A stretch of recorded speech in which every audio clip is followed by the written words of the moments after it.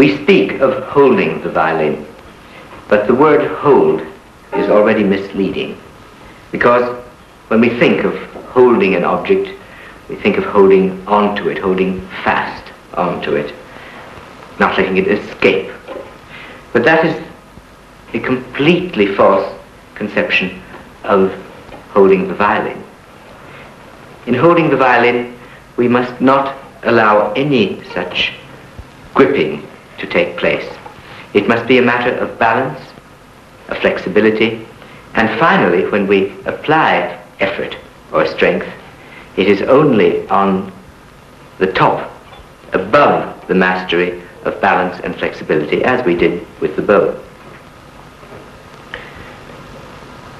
There is actually no fixed support for the violin, except when it lies on the collarbone, and no hold of the violin which must prevent its free motion, its adjustment to the stroke of the right hand, to the action of the fingers, to the sway of the body, to the sway and motion of the head, to the action of the shoulder. In fact, the first common faults are that, not wanting it to drop, fearing lest it may fall, we want to put something underneath it. We want to put a shoulder underneath it, and of course, as this is not in balance, we clutch down with our heads to keep it from falling. And again, we hold on to it with our hands, or put our thumb underneath it. These are all wrong, because we must leave our shoulder free, and we must be well above the strings so that we can move along the whole length of the fingerboard. We must have flexibility in all the joints. We must have freedom of the elbow. Perhaps little Karen, who has had almost no experience in holding the violin, might show us what the first reactions are. These are the difficulties. Karen is trying to hold the violin with her hands, and she has no freedom that way. Her fingers are almost out of commission and touching each other. She couldn't possibly come way up the fingerboard in that position. Try to move up and down the fingerboard, Karen. You see, she has to move like an earthworm, one part after the other. There is no freedom there. The elbow is either leaning back on the side of the body or leaning out from the body instead of in and up. And of course the hold of the violin under the chin is not quite right either. She has therefore no freedom of action on the violin and has no balance as yet. I'm sorry, Karen, to do sit down. I'm sorry to point out all your faults, but they are perfectly natural ones and should merely be corrected already at your stage of beginning. I don't usually play a plastic violin, but this may help to demonstrate the position. You will see better, at least through it. Now, the violin rests on the collarbone, and the head rests lightly on the violin, free to move either from side to side or backwards and forwards. The reason for that is to leave the shoulder quite free. You can see how the shoulder can move that way. The other point of support is at the hand.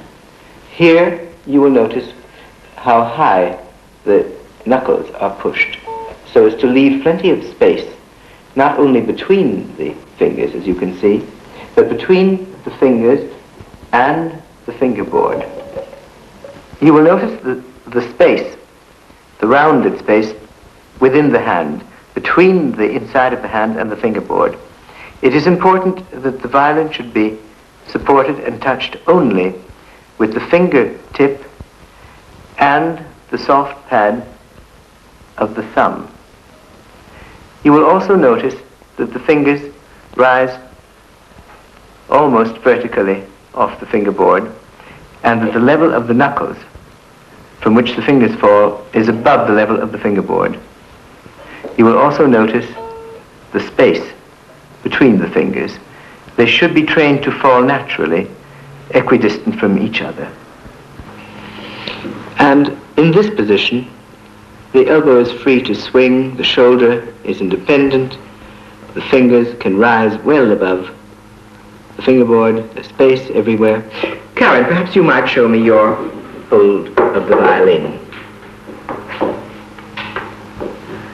That's very good. If you can increase even more the space between the root joint and the first finger base and keep that soft, free, that'll be very good. Thank you, Karen. Now, to begin to find this hold, I think it is best to start with the violin hanging from the collarbone and the head and see if we can keep the shoulder free. At this point, everything is hanging and relaxed, and the shoulder, as you will see, is not concerned with the support of the violin. It can be moved away, can be quite independent of the violin. To raise the violin, let us put the thumb on one side of the neck and the second finger on the other, not all the way down, because at this angle, with the hand closer to our body, it's easier to raise the violin and to hold it up. Now, as we raise the violin, you will see the thumb remains in its angle, right angle, vertically, and I lift my head to make room for the violin, for the new angle of the violin. I place the head back on again. All the while, as the violin has been coming up, we have been creating more and more room for the whole arm, which is now quite free. The violin is resting on the pad of the thumb, which is still nearly vertical. I'm not allowing the thumb to support the violin from below the neck, nor to fall into the crook between the fingers, nor do I bring up my shoulder to hold the violin, because then I would lose all the freedom I have been creating with the shoulder free.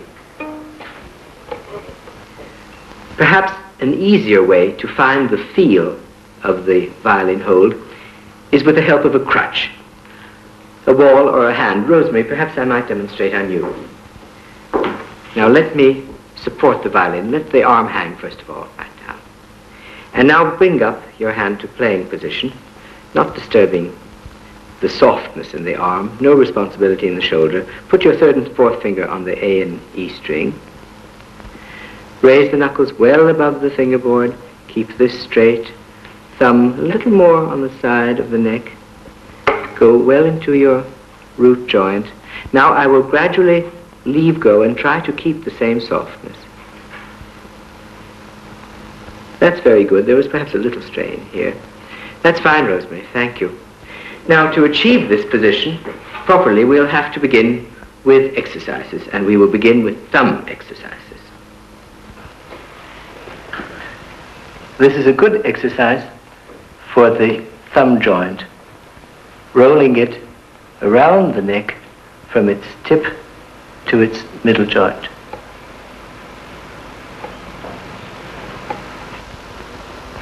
Here's another exercise.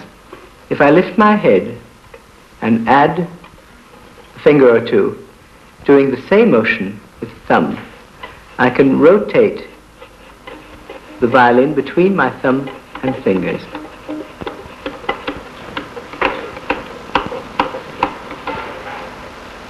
Here is a further exercise which involves not only the thumb, but allows the hand to rise with the elbow and the elbow swing. The thumb does almost the same motion as it did, but as the hand rises, it goes into the root of the thumb, which you can see.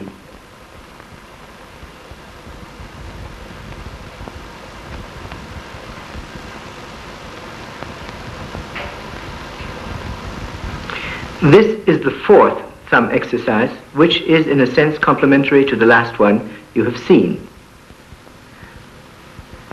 With the head very lightly resting on the chin rest, and the hand in its highest position above the fingerboard, right into the root of the thumb, we lift the violin by means of the thumb alone.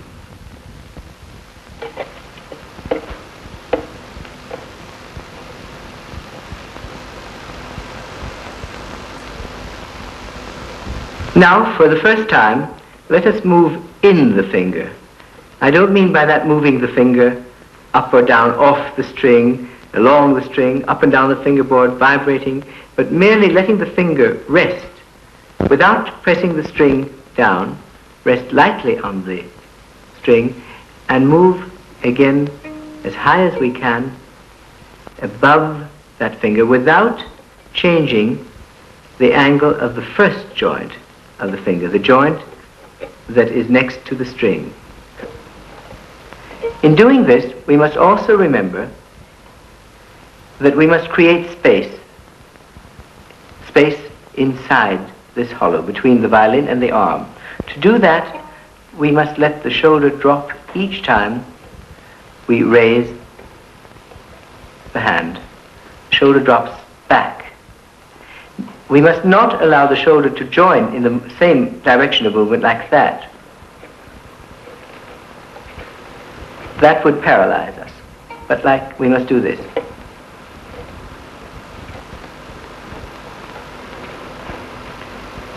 Here's Elizabeth doing the complementary exercise. Here the arm remains still, while the violin is being raised by the action of the thumb. All the while, the angle of the first joint of the finger, the joint next to the string, remains constant.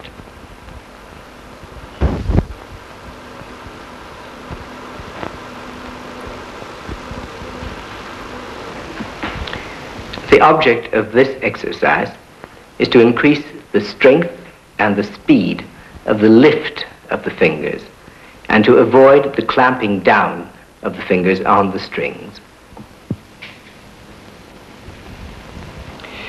We come to the important point, the great moment, of applying our pressure to the string. Pressure is again a misnomer because, like hold, it implies a squeezing, but it is actually only the strengthening of the arch of the finger so that it may receive the weight, or a fraction rather, of the weight of the whole arm. In this feeling there is rather an extension, an expansion of space, with the shoulder relaxing, surrendering its weight, relaxing backwards, allowing the elbow to swing a little more around the violin so as again to bring more weight directly vertically over the fingertip. The fingertip must sit squarely over the string so that the string traverses the finger diagonally, and so that some of the soft part of the finger, rests equally on both sides of the string. There's no need to press the string more than this. In other words, the soft part need not be squeezed onto the fingerboard, only as much as is required to carry the weight that will stop the string at that point so that it may vibrate clearly. The finger also must never pull the string to one side like that, or push the string away to the other side. In other words, the weight must always fall directly, vertically, squarely on to the string. And this happens with its accompanying sensation in the shoulder and the elbow, as I described, each time a finger comes down, even when it happens microscopically, and in any position on the fingerboard.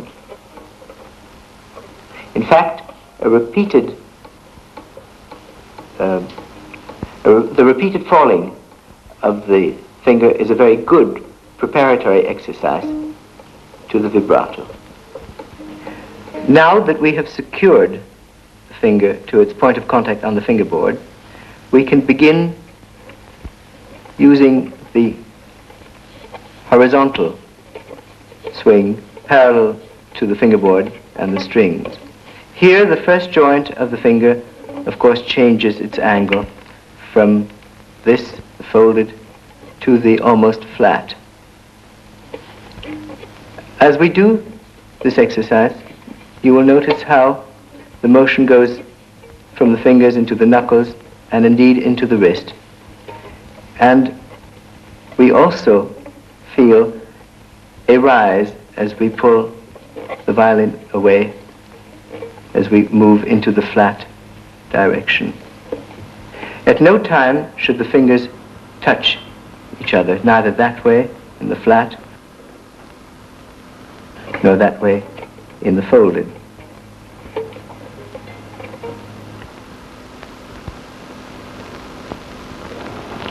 Continuing the same horizontal motion, I would like to describe the involvement of the head and the shoulder. As we move our hand, pulling it away from our body, we are pulling the violin away from its hold between the collarbone and the head. The head, therefore, must allow its weight to fall and pull itself back, holding the violin, preventing it from sliding out. On the other hand, when we move the fingers toward the body, the head can be absolutely free of any responsibility. As to the shoulder, which remains quite free of the head, independent of the head,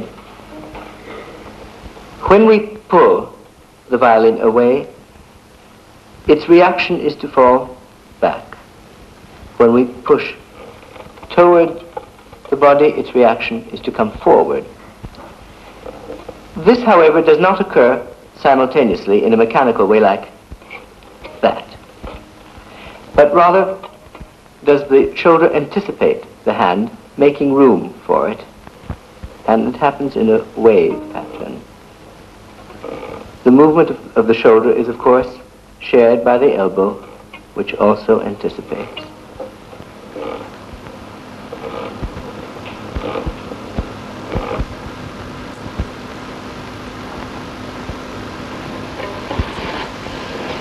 Now we can resolve our three pairs of motions: the vertical, up and down, the horizontal with the fingers on one spot,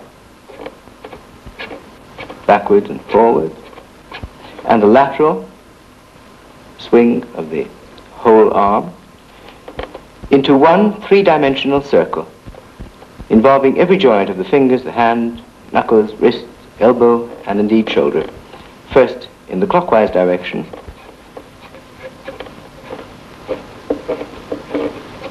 and in the anti-clockwise.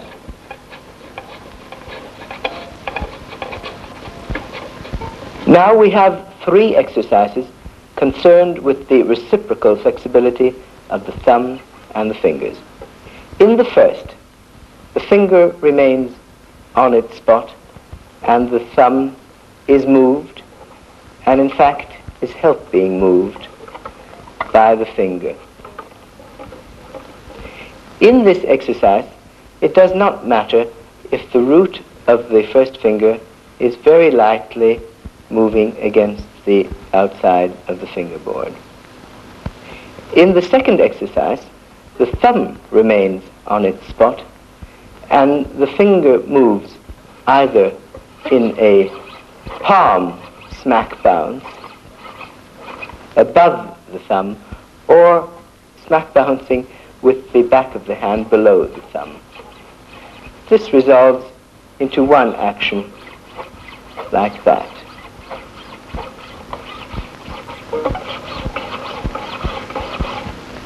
In our third exercise, we are moving the thumb and the finger in opposite directions.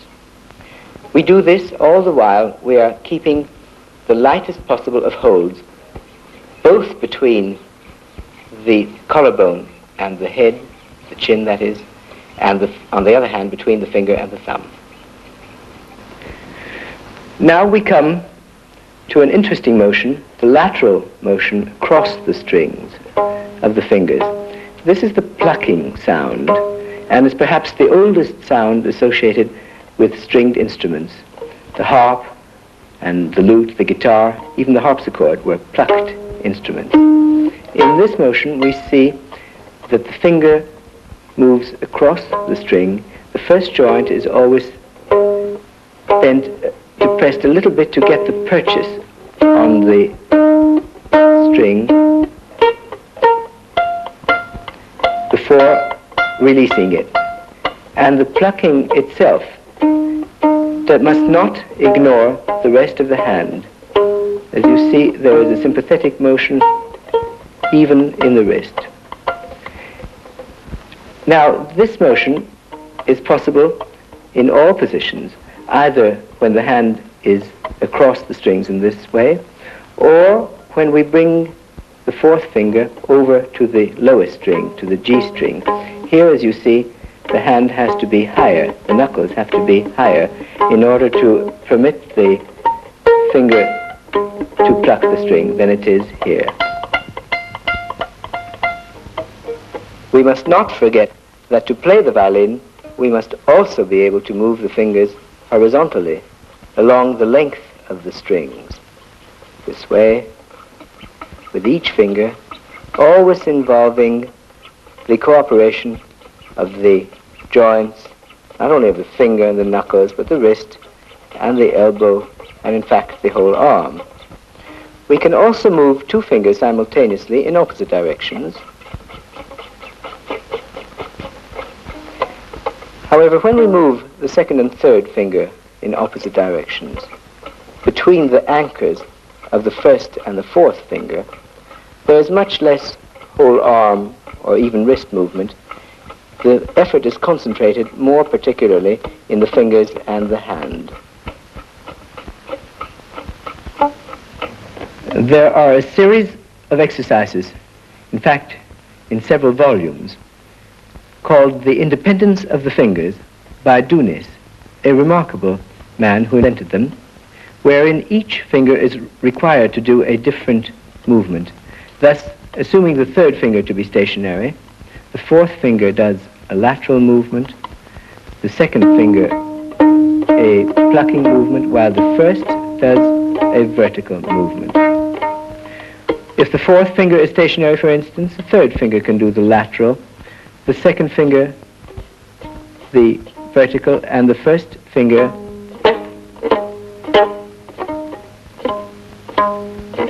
the plucking.